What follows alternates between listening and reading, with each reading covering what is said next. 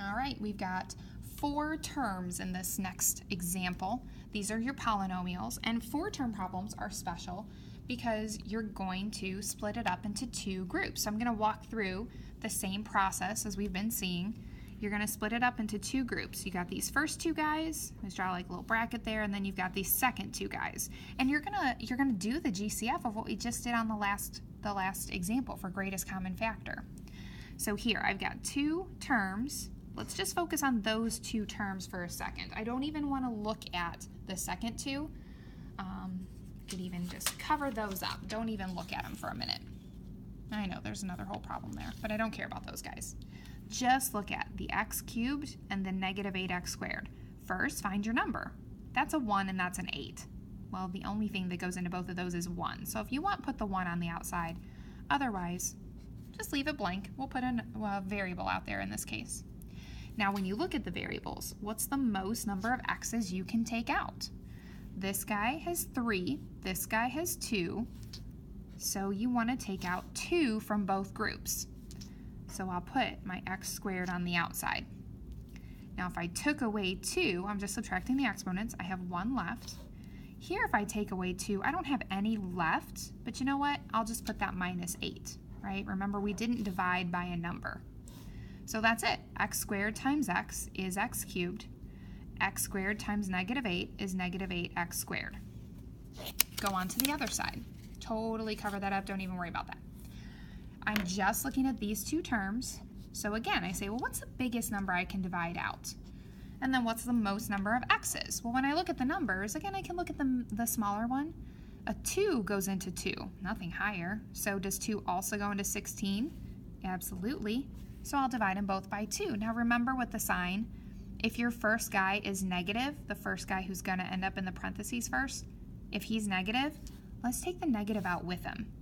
So now negative 2x divided by negative 2 is just x, right? Because negative 2 times x is negative 2x. So good, he's positive. I like that. It just looks nice. And it's just not me, it's math. But now do the same thing. Negative 2 times what gives me 16? Or 16 divided by that negative 2 gives me negative 8. Okay? Now let's take a look and see what we got. Oh my gosh, do you see how awesome that is? Do my parentheses match? And if they didn't, we'd have to go back and double check. So yes, they do, and I'm happy about that. That's going to give me my final answer. So in your final answer, our final answers for these are just the things you multiply to get the original problem. I'm going to first start with those x minus 8s because I'm like, hey, look, those are matches. So my x minus 8 goes in one of the 2 parentheses. I'll write it first. Now really, once I write that, I'm totally done with those guys. And you know what? For this, I'm just going to scratch it right out. Look at what's left. You've got an x squared and a minus 2. I like to call those the GCFs because that's what it was. Sometimes I'll call them like the outcasts or the guys on the outside. But you just take the x squared, he's first. Oops. Whoa. Take the minus 2, he comes second, and just put it in that order. That is your final answer. Awesome. Look at the next guy. I'm going to go through that exact same process. Because there's 4 terms, I just know this is my first step. I break it into 2 separate groups. And then again, I'll do what I did before, and I'll just say, you know what, don't even look over here. Don't even look and see what that is. I chose this problem with these numbers because some of you are just getting tripped up on like little things, like you're thinking too hard about it. So look at the 5 and the 4. Okay, so I say, look at the smaller number, 4. Let's see, 2 goes into 4. Does 2 go into 5? No. You know what, 4 goes into 4. Does 4 go into 5? No. So that's it. Nothing divides out evenly except 1. So if you really want to, you can put a 1 on the outside. Maybe that helps you just see like, all right, I'm going to divide by 1, but that doesn't change anything.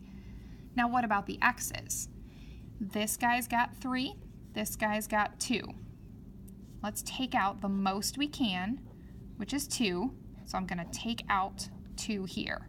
Now I'm just dividing by 1, so my 5 and 4 are going to stay the same. I'm going to subtract out my x squared. So the 5 stays there.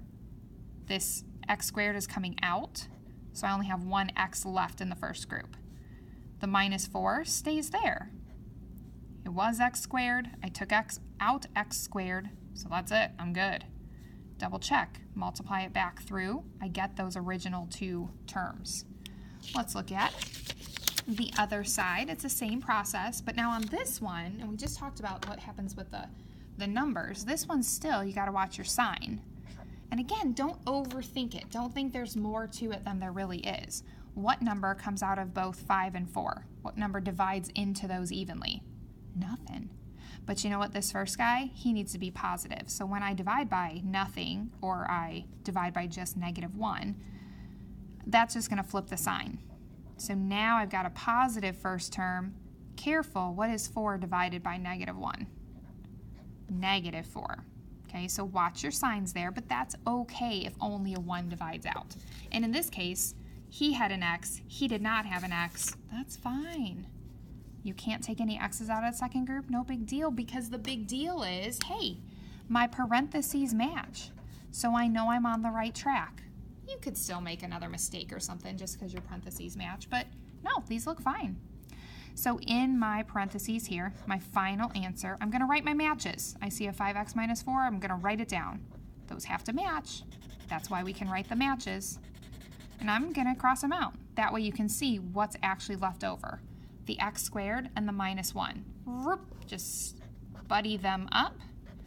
And there you go. You've got it, your final answer. Awesome, great job.